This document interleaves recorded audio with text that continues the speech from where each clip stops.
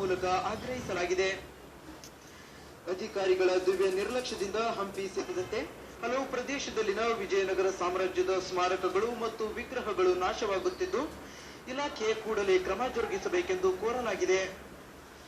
ಭಾರತ ದೇಶದಲ್ಲಿ ಪ್ರಥಮ ಬಾರಿಗೆ ವಿದ್ಯುತ್ ಅನ್ನ ಪರಿಚಯಿಸಿದ ಕೀರ್ತಿ ಅಂದಿನ ಮೈಸೂರು ರಾಜ್ಯ ಅಂದ್ರೆ ಕರ್ನಾಟಕ ರಾಜ್ಯಕ್ಕೆ ಸೇರ್ತದೆ. ವಿದ್ಯುತ್ ಪರಿಚಯಿಸಿದ ರಾಜ್ಯದಲ್ಲೇ ಇನ್ನೂ ಕೆಲ ಪ್ರದೇಶಗಳಲ್ಲಿನ ಗ್ರಾಮಗಳು ಕುಗ್ರಾಮಗಳಾಗಿ ವಿದ್ಯುತ್ ಸೌಲಭ್ಯದಿಂದ ವಂಚಿತಗೊಂಡಿವೆ.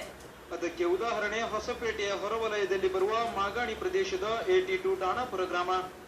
ಕೆಂಪು ಮೋತಿಗಳಿಂದ ಮುಕ್ತರಾಗಿ 67 ವರ್ಷ ಗತಿಸಿದರೂ ಕೂಡ ಈ ಗ್ರಾಮ ಇಂದಿಗೂ ವಿದ್ಯುತ್ ಸೌಲಭ್ಯದಿಂದ ವಂಚಿತಗೊಂಡಿದೆ.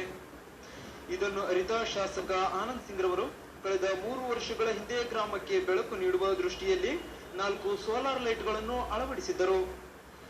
ಇದನ್ನು ಮನಗಂಡ ಬೆಂಗಳೂರಿನ ವಿದೇಶಿ ಭಾರತೀಯರ ಸಂಸ್ಥೆ 82 ಠಾಣಾಪುರ ಗ್ರಾಮಕ್ಕೆ ಆಯ್ದ 28 ಕುಟುಂಬಗಳಿಗೆ ಸೋಲಾರ್ ಲೈಟ್ಗಳನ್ನು ವಿತರಿಸಲಾಯಿತು. ಅಂತೆ ದಿನಾಂಕ 21ರಂದು R2I ಸ್ನೇಹಿತರು, RK ಫೌಂಡೇಶನ್ ಬೆಂಗಳೂರು ಹಾಗೂ ಪ್ರಸನ್ನ ಯುವ ಮಂಡಳಿ ಹೊಸಪೇಟೆ ಇವರ ಸಹಯೋಗದಲ್ಲಿ ಆಯ್ದ 28 ಕುಟುಂಬಗಳಿಗೆ ಸೋಲಾರ್ ಲೈಟ್ ನೀಡಿ ಕುಗ್ರಾಮದಲ್ಲಿ ವಾಸಿಸುವ ನಿವಾಸಿಗಳ ಬಾಳಲ್ಲಿ ಹೊಂಗಿರಣ ಚೆಲ್ಲಿದ್ದಾರೆ.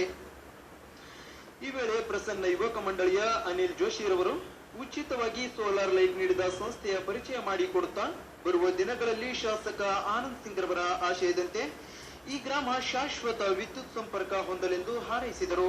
ಕತ್ತಲಲ್ಲಿ ತೊಂದರೆ ಆಗಬಾರದು ಅನ್ನೋ ಒಂದೇ ಕಾರಣದಿಂದ ಬೆಂಗಳೂರಿನ ನಮಗೆ ಅತ್ಯಂತ ಮಾರ್ಗದರ್ಶಿಗಳು ಮತ್ತು ಸಮಾಜ ಸೇವೆಯನ್ನು ಮಾಡಲು ಅತ್ಯಂತ ಆನಂದದಾಯಕವಾಗಿರುವಂತಹ ಕೆಲಸ ಎಂದೇ ಭಾವಿಸಿಕೊಂಡಿರುವಂತಹ ಸುಮತಿ ಅಂತೇಳಿ ಒಬ್ಬರು ತಾಯಿದ್ದಾರೆ ನಿಮ್ಮ ಹಾಗೆ.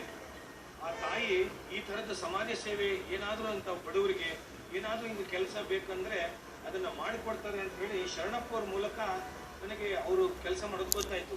ನಾನು ಶರಣಪ್ಪ ಅವರು ಒಂದು ದಿವಸ ಬೆಂಗಳೂರಿಗೆ ಹೋಗಿ ಆ ತಾಯಿಯನ್ನು ಕಂಡು ಬಂದ್ವಿ. ಅವರು ಆಯಿತು, ನಾವು ಈಗ ತಕ್ಷಣದಲ್ಲಿ ಅಲ್ಲಿ ಮನೆಗೆ ಒಂದು ಈ ಥರದ ಸೋಲಾರ್ ವಿದ್ಯುತ್ ದೀಪಗಳನ್ನು ಕೊಡೋಣ, ಮಕ್ಕಳಿಗೆ ಓದಲಿಕ್ಕೆ ಅನುಕೂಲ ಆಗುತ್ತೆ. ಇಲ್ಲಿ ಬಸ್ ಹೆಣ್ಮಕ್ಳು ಇರ್ತೀರಿ, 108 ನಿಮಗೂ ಕೂಡ ತಾಪತ್ರೆಗಳಿರುತ್ತೆ. ಅಕಸ್ಮಾತ್ ರಾತ್ರಿ ಹೊತ್ತು ನಮ್ಮ ತಾಯಂದ್ರು ಶೌಚಾಲಯಕ್ಕೆ ಹೊರಗಡೆ ಹೋಗ್ಬೇಕಾದ್ರೂ ಕೂಡ ನಾವು ಇದನ್ನ ಜೊತೆಗೆ ತಗೊಂಡು ಹೋಗ್ಬೋದು. ಅಂಥದ್ದೊಂದು ಎಲ್ಲ ಯೋಚನೆ ಮಾಡಿ ಹಾವು ಕಡಿತಂಥ ಪ್ರಕರಣಗಳು ಕೂಡ ನಾವಿಲ್ಲಿ ನೋಡಿದ್ದೀವಿ.